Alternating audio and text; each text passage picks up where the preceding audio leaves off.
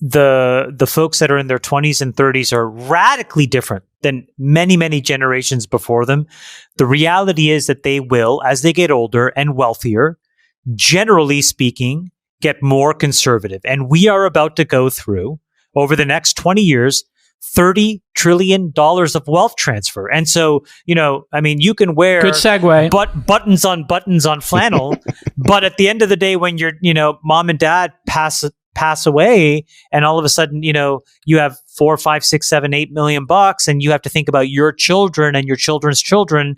I tend to think people generally do, very predictably, get more conservative. And so again, another reason why you can't count on a staid interpretation of progressivism. There will be progressivism. I think it just will be a different form of policy, and it'll just be more moderate and centrist, and it'll be normal. Which is a perfect segue to the New York Times story that came out on the Friday after Thanksgiving, November 27th. The rich kids who want to tear down capitalism, socialist-minded millennial heirs are trying to live their values by getting rid of their money. Lately, Sam Jacobs, and I'll read just a little bit of it, has been having a lot of conversations with his family's lawyers. He's trying to gain access to his trust of his $30 million trust fund. At 25, he's hit the age where many heirs can blow their money on harebrained businesses or a stable of sports cars. He doesn't want to do that. But by wealth management standards, his plans are just as bad. He wants to give it all away. I want to build a world where someone like me, a young person who controls tens of millions of dollars, is possible. A socialist at college, Mr. Jacobs sees his family's extreme plutocratic wealth as both a moral and economic failure. His parents must be very proud of him. First of all, Sam Jacobs sounds like an idiot, and he shouldn't have any money. So hopefully he gets his wish. Why did his parents give him $30 million? This trust fund should be given to somebody who deserves it.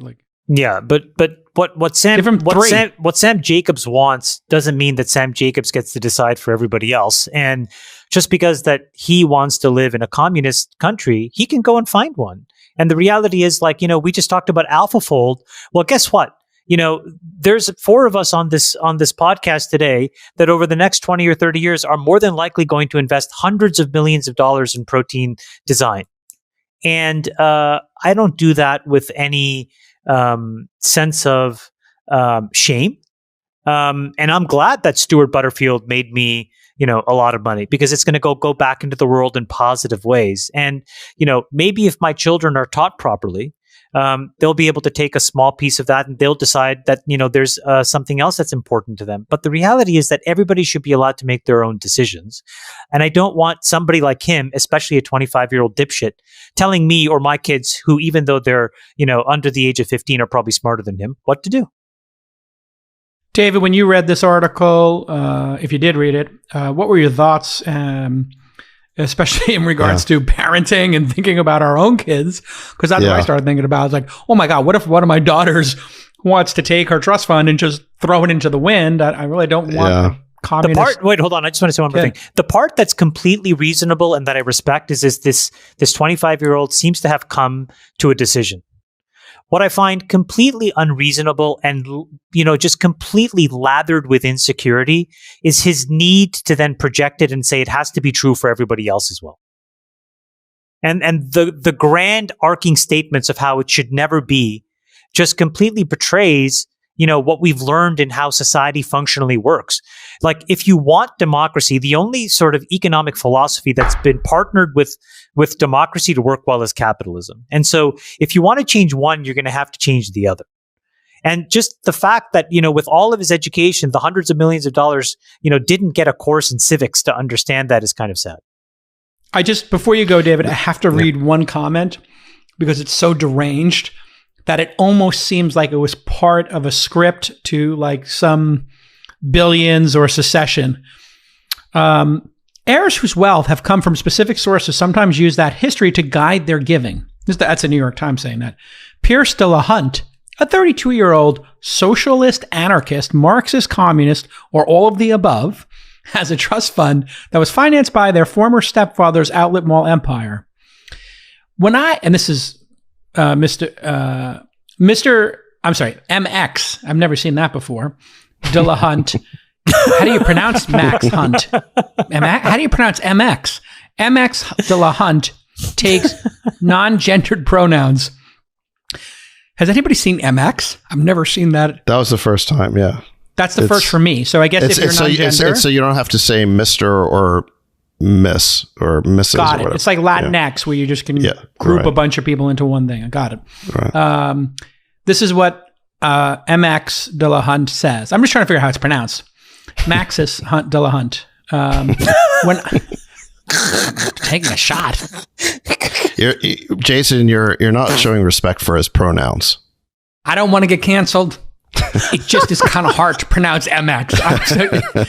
I don't mean to laugh, but I need somebody to tell me how to pronounce mx.com.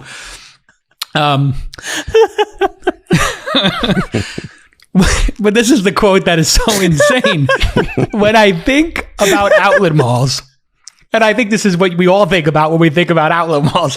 When I think about outlet malls, I think about intersectional oppression. What's the first thing that comes to mind, Freeberg, when you think of an outlet mall? Oh my Certainly God. It's intersectional oppression or a subway. Look, can I just point out, like, the New York Times has become a little bit sensationalist. Like, if you were to ask statistically what percentage of people that are inheriting wealth are going to be stupid like this, the answer would probably be pretty low. But they find the one or two characters like this and they build the story around them, and then people extrapolate that as if that is the persona of the entire population of people that are going to inherit some degree of wealth. And that becomes the story. And I'm just so sick of it. Like, I don't read the New York Times anymore. And look, I love the New York Times. I would read it every single day. I still have it on my phone. I still pay for my subscription. But I'm so sick of the narrative being written by the author's objective. And then they go and find one or two facts that meet that narrative. And rather than speaking about it statistically and saying, we surveyed 100 people that were wealthy, this is how many. And if it was 60% of them saying, I'm going to go give away all my wealth and do crazy shit, great. Like, that's the story. But again, but picking an individual and building the narrative around that individual as if that is the whole kind of... But David, and that's the point. Like, what they do is they don't even talk about people who want to give their money away. What they do is they create these caricatures around this, like, judgment. Totally. It's all about this, like, judgment. It's like, it's like I am holier than everybody else because of these decisions that I made. And I just find it so offensive. Now, can I just tell you, I had my physical last week, and I have a doctor in LA who's superb, and he's in many ways sort of a philosopher king to me. He's been incredibly important in my life. And Dr. Agus? I talked to his name is Christian Renna at Lifespan Medicine. But anyways, and and I talked to Chris about raising kids, and Chris has seen, thousands of people over the course of his, journey as a primary care physician, and he's seen the kids of these folks, and et cetera. And, he boiled it down to me. It's like, your job as a parent is to make sure that your children have incredible tools married with incredible habits. And so some of these things are very simple, like food and, how to eat and self-care and exercise. But some of these things are really important, which is a worldview, empathy. And he uses this word, which is called awareness. And awareness is this idea that you understand the world around you. And that's an incredibly difficult thing for parents to be able to teach their kids. But it seems like if you could give them that, that's independent of anything other than time and care, right? It doesn't matter whether you're rich or you're poor. It doesn't really matter whether you're black or you're white. You can really teach the concept of awareness and empathy.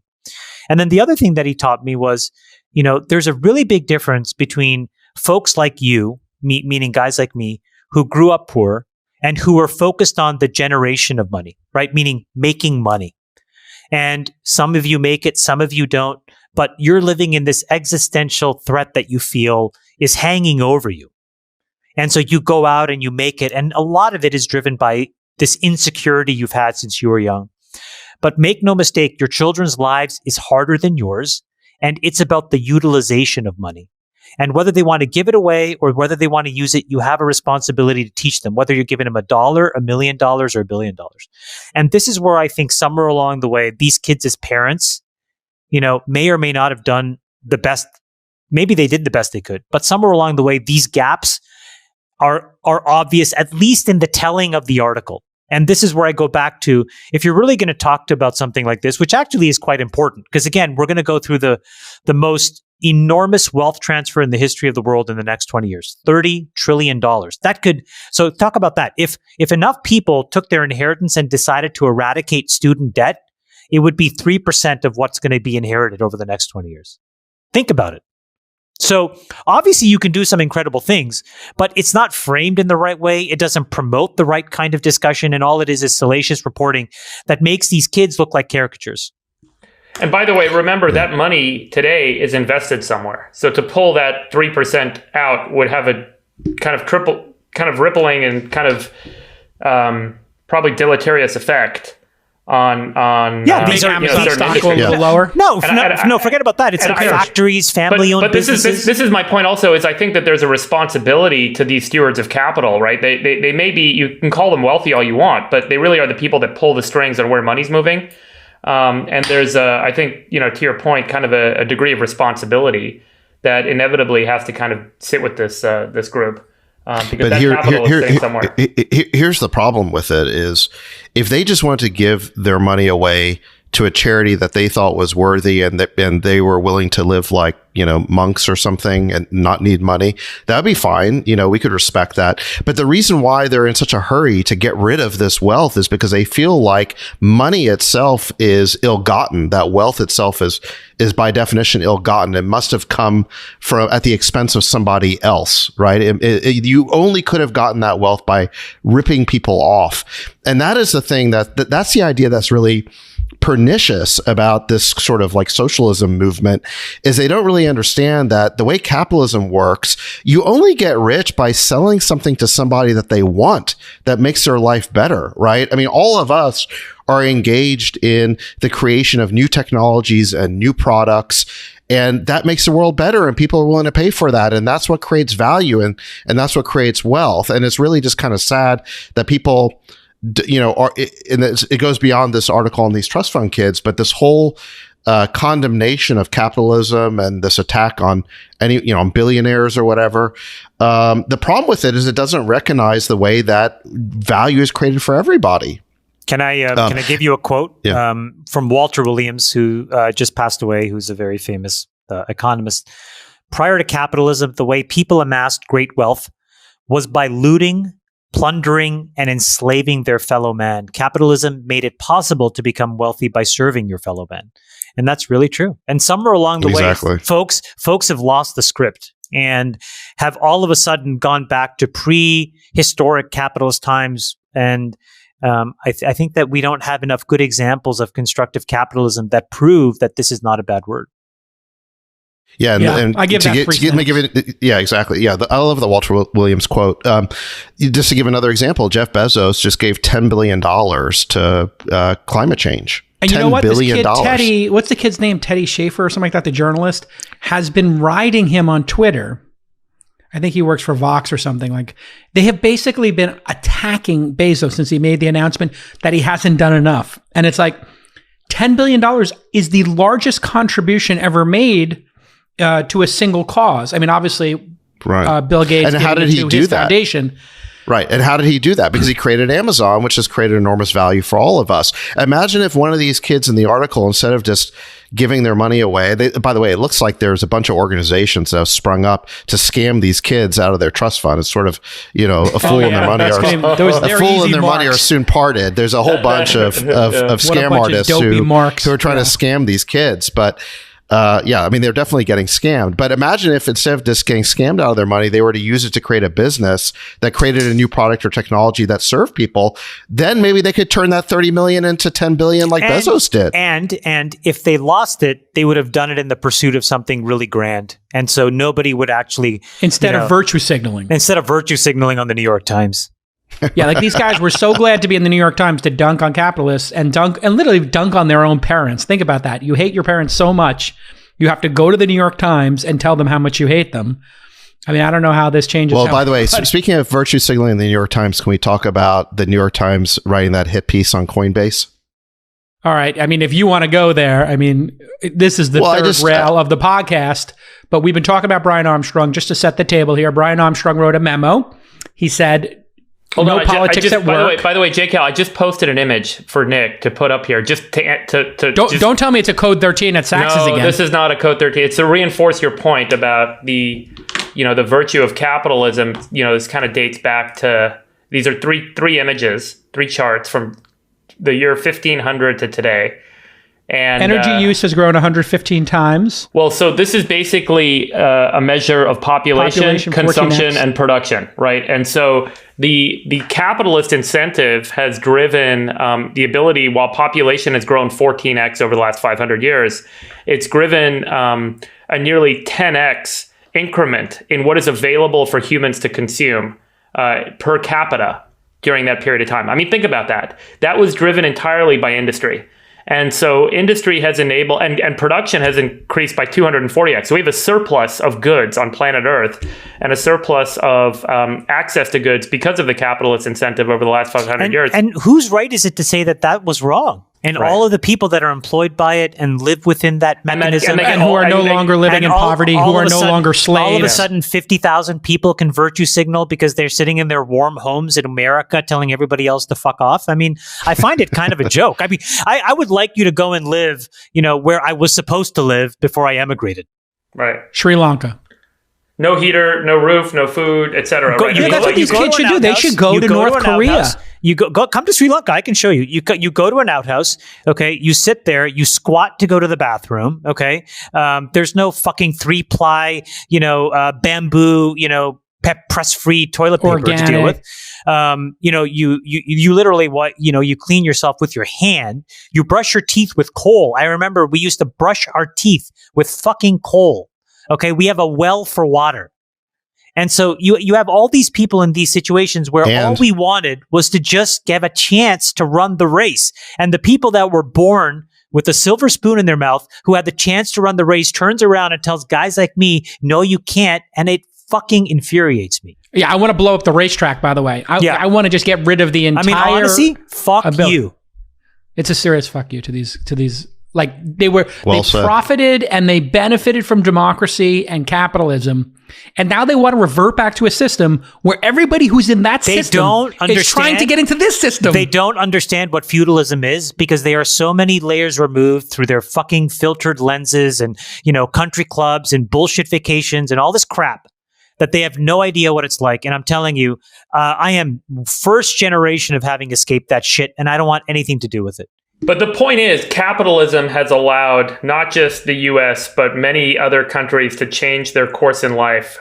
Steven Pinker's, for all of the controversy he creates, his books on, what humans have really achieved during this great kind of era of capitalism and industrialism and how we've changed our course on planet Earth, improved human health, improved longevity, improved access to calories, improved access to shelter, to medicine. It's all because of an incentive, a market-based incentive system. And it is very, very powerful. It is the most powerful force we know as a species. And it's allowed this incredible exponential acceleration of possibility for our species. Also from the article, a great quote, Elizabeth Baldwin, a 34-year-old Democratic socialist from Cambridge, Massachusetts. She plans to keep enough of her inheritance to buy an apartment and raise a family, enjoying the sort of pleasant middle-class existence denied to many people of color in the United States. That's just, I don't know. I honestly, let's just move on. Let's talk about Brian Armstrong. So dumb. They see the world in a zero-sum way where, anything they have means that somebody else must have been taken away from somebody else. They don't really understand the way that value is created by an exchange and by people creating new things. And that's what technology is all about. It's creating new things. There was a time when everybody didn't have access to clean water. Now we take that for granted. There's a time when everybody didn't have access to affordable food and electricity. And by the way, look at how we started. All of this is driven by capitalism. And look at how we started the conversation today. AlphaFold, I think, is the realization of one of the greatest capitalist enterprises in history, if not the greatest, Alphabet. And they're still getting started. And the output of that is going to be an incredible new tool for drug discovery that is going to extend human lifespan in an incredible way. There was a window of time where folks who are really, really good at bitching and complaining had a window of opportunity to bitch and complain. And what happened was they were not able to seize power. And then just in the last few months, literally, I think we are nailing that coffin shut. Because as you said, David, you're going to have to all of a sudden look at companies like Google and look at things like AlphaFold and reject them. And I don't know how people do, because everyone will need something that company will create now, and that AlphaFold will be responsible for. We are all going to need a vaccine. These are all coming from for-profit companies that thrived on top of R&D. All of it was funded by past drug profits from other things. And so, we're going to have to really look at ourselves in the mirror and say, did we not want that? Did we want to just die on the street to prove a point? And I don't think anybody actually wants that. I mean, and what is the ultimate criticism of Amazon? They made, iPhone chargers $5. Well, the point is, $40. You can't have your cake and eat it too. You can't actually, complain about Amazon on the one hand, complain about no action on climate change on the other, complain about this, complain about that, complain about the other thing. Then you're just a fucking whiner. And nobody wants a whiner around because they're not additive. They're not useful.